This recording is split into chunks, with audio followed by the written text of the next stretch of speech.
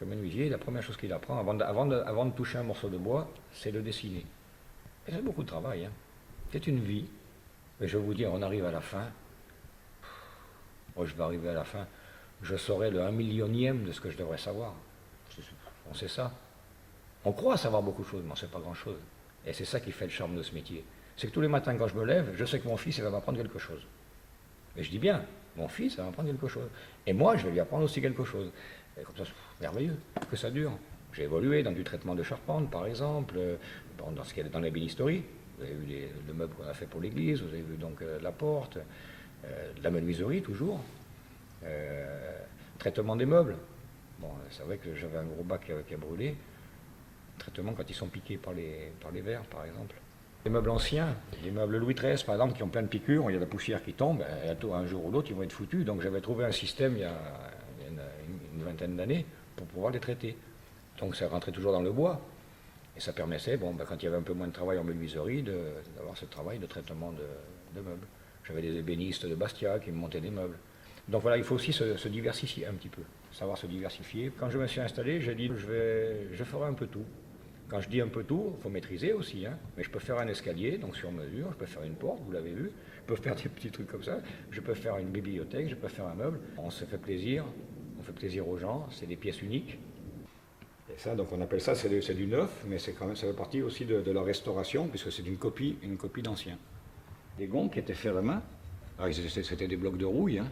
Alors j'ai tout dérouillé, j'ai mis de l'anti-rouille dessus, voilà. Et le maçon, il va recéder, ça va dans le mur. Celui-là, il était pratiquement mort, mais tout est d'origine.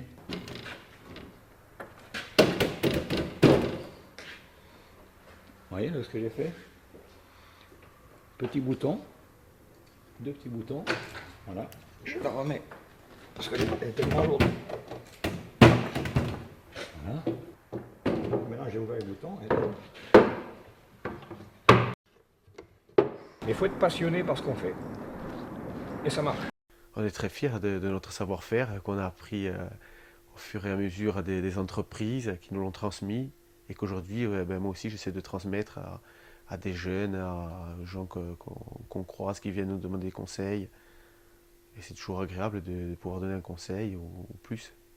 D'aboutir à un travail fini où c'est que les clients nous ont dessiné quelque chose vite fait à la main et puis nous on arrive à le réaliser en bois. Puis après aussi l'imaginatif où c'est que les gens nous disent faites-moi une porte par exemple, je vous ai laissé libre cours, dessinez-moi quelque chose.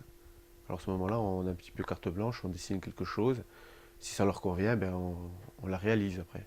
Surtout les conseiller dans le bon sens, c'est ça en fait. Il y a pas mal de gens qui pensent qu'avec le bois, ils pensent de suite à faire autre chose et pas forcément à demander conseil à un artisan ou à venir le voir directement, de manière à trouver une solution à ce qu'ils veulent faire. Et c'est très bien d'être à son compte. Si, comme aujourd'hui, on est un peu malade, on peut aller se coucher par exemple. Et demain, on travaillera un petit peu plus. Voilà, les horaires sont assez aménageables, on va dire. La demande y est. Et des fois, je suis obligé de me limiter parce que je suis seul. Donc c'est pour ça que les collègues sont souvent là aussi, où c'est qu'on se partage un peu le travail. Et on essaye de ne pas refuser le travail en tout cas. De le donner à des collègues menuisiers aussi pour que s'ils ont un petit peu moins, il y a des passages comme ça. Et voilà, surtout de ne pas refuser le travail pour qu'ils aillent voir à l'industriel en fait, les gens. Pour que ça reste toujours dans l'artisanat. La matière bois, c'est une matière vivante. On arrive à créer, à faire un tas de choses. La menuiserie, c'est pas seulement des portes, des fenêtres, du parquet. Un jeune qui est intéressé par la matière bois, comment il pourrait évoluer dans ce métier-là aujourd'hui? Alors bon, si j'avais un conseil à donner, c'est que si déjà la matière plaît, si la conception lui plaît, oui, c'est un métier qui est porteur. En étant menuisier, on peut aussi devenir formateur d'un CFA. Tout l'aspect commercial, il y a des menuisiers qui sont plus branchés par le commerce, l'étude, les devis, toute la conception, c'est-à-dire toute l'approche intellectuelle du métier. J'ai une porte à faire, comment je vais faire pour que, à travers des plans, l'ouvrier à l'atelier puisse la réaliser. Moi, je vais la concevoir, lui, il va la réaliser. Pour quelqu'un qui a envie, après sa formation menuisier, il peut même pousser le bouchon, retourner à l'école, tout ce qui est architecture, design. tout ça, moi, c'est des opportunités que j'ai pu avoir à un moment donné. Si je prends l'escalier lame collé, donc c'est un escalier, bien sûr, totalement en bois, mais où on utilise des techniques un peu particulières pour mouler le bois. Donc on arrive à avoir des formes assez sympas, on arrive à mouler le bois. Et c'est vrai que sur le continent, ils ont des moyens beaucoup plus sophistiqués. Et ici, on arrive encore à faire des choses traditionnelles pour des clients dans de très bonnes conditions. Et ça, je trouve ça, j'estime que je suis privilégié. Quand j'étais au CFA, je circulais sur le département. Et j'allais voir donc d'autres entreprises.